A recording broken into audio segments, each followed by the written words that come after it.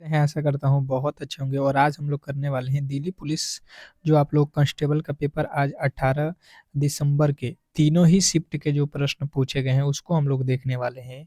तो जो भी यहाँ पे रियल प्रश्न है, ठीक है? उसका हम लोग डिस्कशन करने वाले हैं जो तीनों ही शिफ्ट में जीके के क्वेश्चन पूछे गए हैं, ठीक है? तो जो भी मेरे दोस्त यहाँ पे आगामी आने वाले शिफ्टों में एग्ज़ाम देने वाले हैं, तो उनको इस क्लास से बहुत बड़ा बेनिफिट होने वाला है और जो एग्ज़ाम दिए हैं वो यहाँ पे अपना आंसर मिला लेंगे, ऑप्शन के साथ भी है। पूरा का पूरा जो है आप यहाँ पे देख सकते हैं 100% रियल प्रश्न है, तीनों ही शिफ्ट का, ठीक है? ऑल शिफ्ट जो आज का पेपर हुआ है 18 दिसंबर का, वो तीनों के तीनों शिफ्टों में जो भी प्रश्न पूछे गए हैं, उसको हम लोग यहाँ पे सॉल्व करने वाले हैं। तो आप लोगों से रिक्वेस्ट रहेगा जो भी मेरे दोस्त यहाँ पे आगे आने वाले शिफ्टों के लिए हैं तो इन टॉपिकों को बेहतर तरीके से तैयार कर लेंगे, ठीक है? चलिएगा फटाफट से क्लास को स्टार्ट करते हैं और स्टार्ट करने से पहले आप लोगों से एक छोटी-सी रिक्वेस्ट है कि क्लास को लाइक करके चैनल को सब्सक्राइब कर लीजिएगा, ठीक है? पहला प्रश्न आप लोगों से पूछा था एक कि 1851 में नई दिल्ली में आयोजित जो है प्रथम एशियाई खेलों की जो है पदक तालिका में भारत का स्थान कौन-सा था, ठीक है? तो इसमें जो है आप लोगों को याद रखना था कि जो अ, भारत का जो स्थान था ये, इसमें जो है आप लोगों के प्रथम एशियाई खेल में पदक तालिका में भारत का जो स्थान था ये कौन-सा था? दूसरा नंबर आपको लगाना था। ये प्रश्न आज आपके फर्स्ट शिफ्ट में प्रश्न पूछा गया था। अगर आपने बताया होगा तो बिल्कुल राइट उत्तर है। दूसरा प्रश्न आप लोगों से एक पूछा था कि अंतर्राष्ट्रीय एथलेटिक्स महासंघ जिसे अब विश्व एथलेटिक्स के नाम से जाना जाता है की स्थापना कहाँ हुई थी?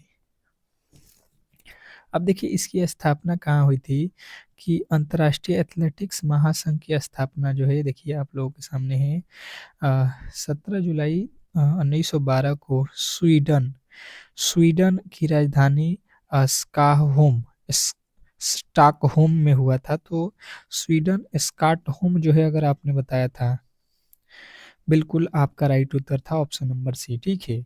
बिल्कुल रियल प्रश्न है, तो आपके लिए हम जो है यहाँ पे पूरे के पूरे प्रश्नों को जोड़ कर मेहनत करके लाए हैं, तो लाइक तो बनता है। आप लोगों के जीके के प्रश्नों में बहुत दिक्कत था, उन टॉपिकों को भी यहाँ पे हम कवर किए हैं, पूरे तीनों शिफ्टों का। आप केवल अंत तक देखिए क्लास में, ठीक है? ओलंपिक खेलों में इतिहास में किस खिलाड़ी ने सबसे अधिक स्वर्ण पदक जीते?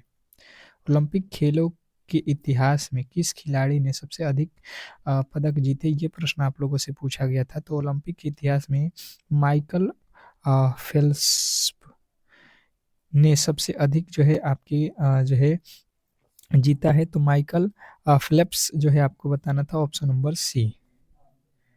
अगला प्रश्न आप लोगों से पूछा था एक कि भारत ने 2016 रियो ओलंपिक में कुल कितने पदक जीते? भारत ने 2016 में रियो ओलंपिक में कुल पदक कितने जीते? तो देखिए एक तो रजत पदक कौन जीती थी? पीवी सिंधु महिला बैडमिंटन में जीता था। कांस्य पदक जो है साक्षी मलिक ने जीता था, यानी कि हम कहेंगे 2 पदक जीते थे। Option number B. देखिए रियल प्रश्न है, ये प्रश्न जो पेपर दे के आया है एक बार कमेंट बॉक्स में पूछिएगा, बताइएगा आप लोग कि फर्स्ट शिफ्ट में ये प्रश्न पूछा गया था कि नहीं? फर्स्ट शिफ्ट, सेकंड शिफ्ट सभी के मिला-जुला के जो भी प्रश्न आज पूछे गए हैं उसको हम बता रहे हैं। तो जो सेकंड शिफ्ट में पूछा है उसके शिफ्ट में जो भी प्रश्न आया हुआ है एक बार क्लियर कर दीजिए सभी लोगों को कि ये रियल प्रश्न है। और क्लास को एक बार शेयर लगा दीजिए सभी लोग, ताकि जो भी मेरे दोस्त दिल्ली पुलिस की एग्ज़ाम के लिए जा रहे हैं तो उनको जो है रियल प्रश्नों की जानकारी यहाँ पर ही मिलेगा डेली। तो आप लोग बिल्कुल क्लास को लाइक करके चैनल को सब्सक्राइब कर लीजिएगा। फुटबॉल में आमतौर पर किस जो है शारीरिक अंग का उपयोग गेंद को छूने के लिए नहीं किया जाता है? फुटबॉल में आमतौर पर किस शारीरिक अंग का उपयोग गेंद को छूने के लिए हम लोग नहीं करते हैं? तो देखिए हाथ से हम लोग नहीं छू सकते हैं फुटबॉल, ठीक है? ये प्रश्न पूछ लिया था आप लोगों से। अगला प्रश्न आपसे पूछ लिया था कि महिलाओं के भाला फेंक को पहली बार ओलंपिक खेलों में किस वर्ष जो है शामिल किया गया था? ये प्रश्न आप लोगों से पूछा गया था कि महिलाओं की भाला फेंक को पहली बार जो है ओलंपिक खेलों में किस वर्ष शामिल किया गया था? तो सभी लोगों को मालूम है कि ये तो आप लोगों को किया गया था 1908 में। ऑप्शन नंबर जो है आप लोगों का ए जो है राइट उत्तर था, ठीक है? महिलाओं की भाला फेंक प्रतियोगिता में पहली बार जो है 1942 में लॉस एंजिल्स ओलंपिक खेलों में शामिल किया गया था। पहली बार पूछा था तो आपको लगाना था 1900 जो है 32 ऑप्शन नंबर सी, ठीक है। अब पुरुष जो है पूछेगा तो आपको 1908। अगला प्रश्न आप लोगों से पूछा था कि भारत के संविधान के किस संशोधन अधिनियम द्वारा जो है मतदान की जो है न्यूनतम आयु 21 वर्ष से हटाकर 18 वर्ष की गई थी। जो मतदान का पहले जो एज लिमिट था वो 21 वर्ष के लोग दे सकते थे, अभी जो है हम लोगों के समय में 18 वर्ष का हो गया। ये कौन सा जो है संविधान संशोधन था, ये प्रश्न पूछ लिया था। तो ये जो संविधान संशोधन था ये आप लोगों को 61वां संविधान संशोधन था। ये जो है 1988 में हुआ है, ठीक है। ये भी आप लोगों को क्लियर याद रखना है, ठीक है। तो आपको यहाँ पे इसका पीडीएफ भी बिल्कुल फ्री में मिल जाएगा। इस क्लास के डिस्क्रिप्शन में आप जो है एक बार कमेंट करिए, आप लोगों को बिल्कुल पीडीएफ भी दे दिया जाएगा, ठीक है। भारतीय संविधान का अनुच्छेद 352 किससे संबंधित है? भारतीय संविधान का अनुच्छेद 352 किससे संबंधित है? ये प्रश्न पूछा गया था। तो देखिए ये तो आप लोगों के आपातकाल से संबंधित है। ये तो आप लोगों ने बिल्कुल 352 पढ़ा ही होगा कि भारतीय संविधान का अनुच्छेद 352 राष्ट्रीय आपातकाल की घोषणा से संबंधित है। अगला प्रश्न पूछा था कि भारतीय संविधान में आपातकाल के दौरान अधिकारों के निलंबन का जो है प्रावधान किस देश के संविधान से प्रेरित है? तो ये किस देश से प्रेरित है? तो आपातकाल के दौरान जो है निलंबन प्रावधान को मुख्य रूप से जर्मनी के जो है संविधान से प्रेरित है। तो आपको बताना था ऑप्शन नंबर बी। अगला प्रश्न आप लोगों से पूछा गया था कि निम्नलिखित में से कौन सा भारतीय संघवाद की जो है विशेषता नहीं है? निम्नलिखित में से कौन जो है भारतीय संघवाद की विशेषता नहीं है?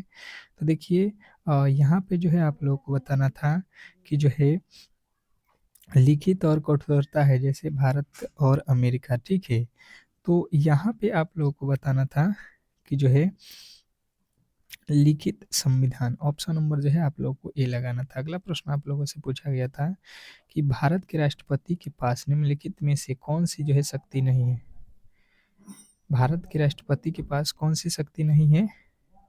तो सर्वोच्च न्यायालय के न्यायाधीश को हटाने और जस्टिस प्रक्रिया जिसमें संसद के दोनों सदनों द्वारा जो है विशेष बहुमत से एकल होता है। तो आपको बताना था ऑप्शन नंबर जो है तीसरा। अगला प्रश्न आप लोगों से पूछा गया था, यहाँ पे देखिएगा, चाणक्य द्वारा लिखी गई प्रसिद्ध पुस्तक का नाम क्या है? चाणक्य द्वारा लिखी गई प्रसिद्ध पुस्तक का नाम क्या है? ये प्रश्न आप लोगों से पूछ लिया था। तो देखिए चाणक्य के द्वारा लिखी गई प्रसिद्ध पुस्तक का नाम जो है अर्थशास्त्र था। जिन्होंने बताया था ऑप्शन नंबर सी, तो उनका राइट उत्तर था ऑप्शन नंबर सी। बिल्कुल आप लोगों से रिक्वेस्ट कर रहा हूँ कि देखिए फटाफट से हम आंसर और प्रश्न को देख रहे हैं बेहतर तरीके से, तो आपका भी सपोर्ट यहाँ पे मिलना चाहिए। तो क्लास को लाइक और शेयर करने में कंजूसी ना करें। अगला प्रश्न पूछा गया था कि द लॉस ऑफ मेडिसिन पुस्तक के लेखक कौन है? द लॉस ऑफ मेडिसिन पुस्तक आप लोगों से पूछ लिया था। तो द लॉस ऑफ मेडिसिन पुस्तक के लेखक कौन है? डॉक्टर सिद्धार्थ मुखर्जी। तो डॉक्टर सिद्धार्थ मुखर्जी आप लोगों को बताना था, ऑप्शन में आपको दिया होगा ऑप्शन नंबर सी। अगला प्रश्न आपके सामने आया था यहाँ पे कि भारत के किस राज्य में सबसे लंबा जो है समुद्र तट है? भारत के किस राज्य में सबसे लंबा समुद्र तट है? ये प्रश्न आप लोगों से पूछा गया था। आपके ऑप्शन भी था, यहाँ पे देख लीजिएगा। तो देखिए यहाँ पे महाराष्ट्र, गुजरात, तो गुजरात ही सबसे लंबा तट करता है। यहाँ पे आप तो आसानी से इस प्रश्न को बना सकते थे, ठीक है। अगला प्रश्न आप लोगों से पूछ लिया था कि विश्व का सबसे जो है बड़ा मरुस्थल कौन सा है? विश्व का सबसे बड़ा मरुस्थल कौन सा है? ये प्रश्न पूछा गया था। तो देखिए अटलांटिक दुनिया का सबसे बड़ा मरुस्थल है। अटलांटिक मरुस्थल, ऑप्शन नंबर डी आप लोगों को लगाना था। अगला प्रश्न आपके सामने है यहाँ पे कि जब किसी देश की सरकार का कुल व्यय उसकी कुल आय से अधिक हो जाती है तो इस स्थिति में क्या कहा जाता है? तो देखिए इस स्थिति में जो है हम लोग हमेशा ही याद रखेंगे कि सरकार कुल आय की अधिक हो जाती है तो इस स्थिति में राजकोष घाटा क्या कहा जाता है उसको? राजकोष घाटा कहा जाता है, आपको ऑप्शन नंबर सी लगाना था, ठीक है। अगर आपने सी को बताया है तो आपके बिल्कुल पूरे के पूरे नंबर मिलेंगे। अगला प्रश्न पूछा था लॉरेंस वक्र क्या दर्शाता है, लॉरेंस वक्र क्या दर्शाता है, ये प्रश्न आप लोगों से पूछा था। तो ये जो है आप लोगों को याद रखना था कि ये तो आप लोगों के जो है मुद्रास्फीति की दर दर्शाता है, ऑप्शन नंबर जो है आपको सी लगाना था। अगला प्रश्न आप लोगों से पूछा था कि प्रथम पंचवर्षीय योजना का मुख्य उद्देश्य निम्नलिखित में से क्या था, प्रथम पंचवर्षीय योजना का मुख्य उद्देश्य क्या था। तो देखिए इसका मुख्य उद्देश्य था, जो प्रथम पंचवर्षीय योजना था, कृषि और सिंचाई क्षेत्रों का विकास, ऑप्शन नंबर सी जो है बी जो है आपको लगाना था। वाकाटक वंश का जो है संस्थापक कौन था, वाकाटक वंश के संस्थापक कौन था, ये प्रश्न आप लोगों से पूछा था। तो ये तो विंध्य शक्ति था, आप लोगों को बताना था विंध्य शक्ति, ऑप्शन नंबर बी। जिन्होंने भी विंध्य शक्ति बताया है उनका राइट उत्तर था। ट्रिपल एक्सल किस खेल से संबंधित है, ट्रिपल एक्सल किस खेल से संबंधित है, ये प्रश्न पूछा गया था। ट्रिपल एक्सल तो जिन्होंने बताया था कि फिंगर स्केटिंग, तो बिल्कुल राइट उत्तर था ऑप्शन नंबर सी। अगला प्रश्न आप लोगों से पूछ लिया था कि 2024 में लोकसभा चुनाव के दौरान भारत के मुख्य चुनाव आयुक्त कौन थे। तो देखिए 2024 में जो चुनाव हुआ था लोकसभा का, उसमें तो ज्ञानेश कुमार ही थे आप लोगों के, अभी वर्तमान में भी है 2025 में श्री ज्ञानेश कुमार, ये तो आप लोगों ने कर ही लिया होगा। हरियाणा के वर्तमान राज्यपाल कौन थे, ये प्रश्न पूछा गया था, हरियाणा के वर्तमान राज्यपाल कौन थे।